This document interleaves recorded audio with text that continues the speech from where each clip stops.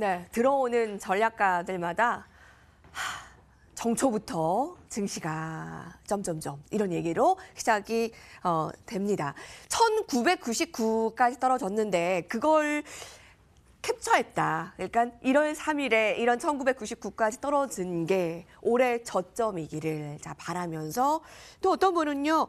새해 꿈자리가 뒤숭숭하더니 처음부터 주식이 이러네 라는 분들이요. 고맙습니다. 자, 오늘 김동섭의 인사이트 준비되어 있습니다. 안녕하십니까? 안녕하세요. 네, 새해 복 많이 받으시고요. 이렇게 새해 첫 만남이기 때문에 굉장히 기다리시는 분들이 많았어요.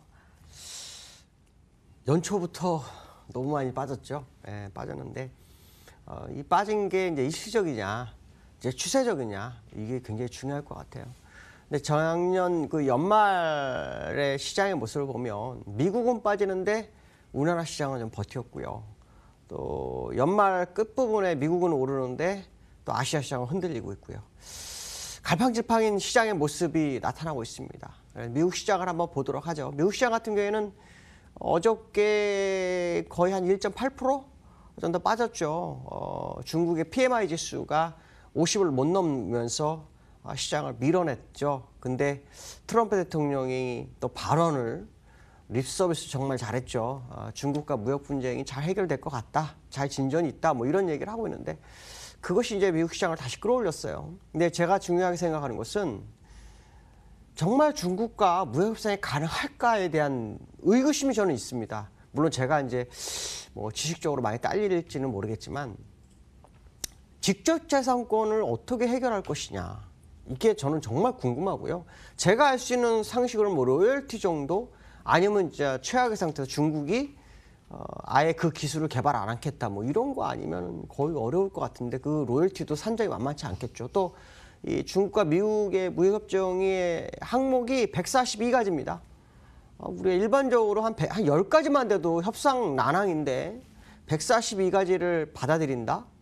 중국이 뭐 앞으로 한 10년, 20년 손가락발 자신이 있으면 가능하겠지만 그렇지 않다면 이게 가능할까? 여기에 또 의구심이 있고요. 또 셧다운 문제가 아직 해결이 안 되고 있죠. 미국에서 그 50억 불 정도의 그 멕시코 장벽 이 예산안이 통과가 안 되니까 트럼프 대통령이 25억 불을 제시했죠. 거기에 민주당이 그것도 역시 받아들이지 않으면서 셧다운이 지금 12일째 진행되고 있습니다. 그러니까 이런 부분들 보면 미국 장이 왜 오를까에 대한 정말 궁금증이 있습니다. 기술적으로 보면 120주선 위로 올라와가지고 양봉이 나와요. 물론 5주선이 떨어지고 있기 때문에 아직 완벽하게 상승을 했다고 보기는 어려워요. 근데 지금 상황으로 보면은 이거 뭐지 하는 의구심이 굉장히 많습니다. 물론 중국의 무역 협상이 정말 트럼프가 원하는 것만큼 해결이 된다면 그리고 우리가 이해할 만큼의 수준으로 뉴스가 나온다면 가능하죠. 올라갈 수 있다. 그래서 뭐 일각에서는 앞으로 10에서 20% 더 상승할 수 있어 뭐 이런 얘기도 나옵니다. 근데 중요한 것은 뭐냐면 우리가 무역 협상에서 나올 수 있는 결과 도출물에 대한 예상이 지금 나오질 않고 있다는 거죠. 이게 나와야만이 투자가들 입장에서는 가능할까 안 할까에 대한 잣대를 찾을 수 있는데 그걸 못 찾고 있는 상태에서 올라오는 게 굉장히 의외다라고 말씀드릴 수 있고요. 일봉 상태를 보면 일봉의 그 기준적 수평관 값이요. 정확하게 얼마냐면요. 23,880입니다. 그러니까 지난번에 제가 아마 23,880 얘기했죠. 이거 돌파하기 전까지는 안 믿습니다. 그러니까 올라와도 다시 미끄러질 수 있는 상황이죠. 지금 시간에서 한 2% 빠지고 있죠. 나스닥이. 빠지는 이유는 애플 실적이 또 나빠졌습니다. 그 나빠진 게 중국에서 소비가 줄어들고 있죠. 그런 부분도 보면 무역 전쟁은 진행형입니다. 그러니까 어떻게 해결될지 아무도 모르는데 트럼프의 립서비스의 시장이 올랐다라는 거 그게 상당히 좀 중요할 것 같다라고 말씀드릴 수 있고요. 제가 두 번째에서 보일 수 있는 금에 대해서 좀 보여드리려고 합니다. 금이 6개월 내 최고치가 됐죠.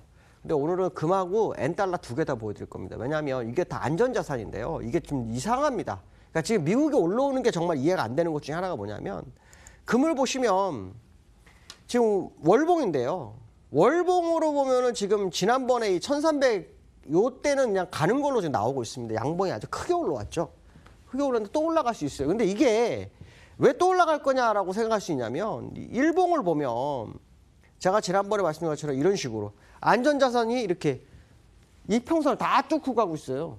미국이 주가가 올라왔는데도 금은 안 빠집니다. 계속 올라가고 있어요. 음봉이지만 종가상은 높아요.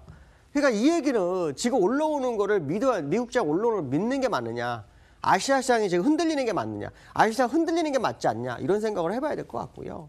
그 다음에 오늘 엔달러, 오늘 장중한 때요, 엔달러가 104엔까지 밀렸었어요.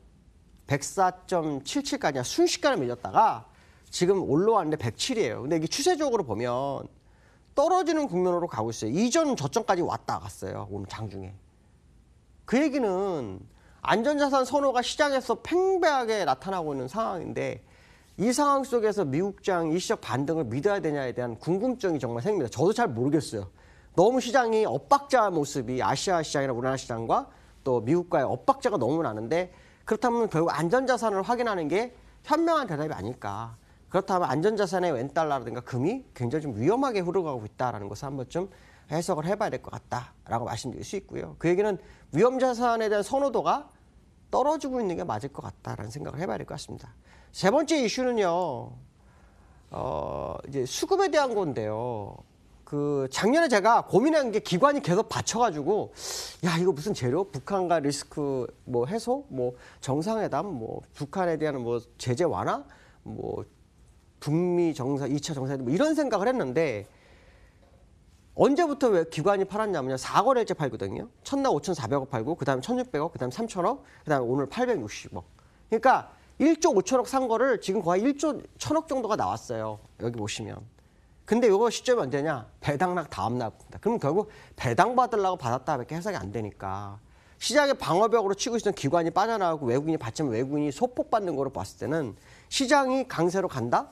100% 신뢰하기는 어렵지 않을까 이런 생각을 해봐야 될 것 같습니다. 오늘 여기까지 하겠습니다. 감사합니다.